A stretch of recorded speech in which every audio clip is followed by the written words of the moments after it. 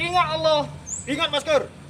Wahai saudara sekalian, jangan dulu dan cegah penyebaran virus COVID-19. Utamakan kesehatan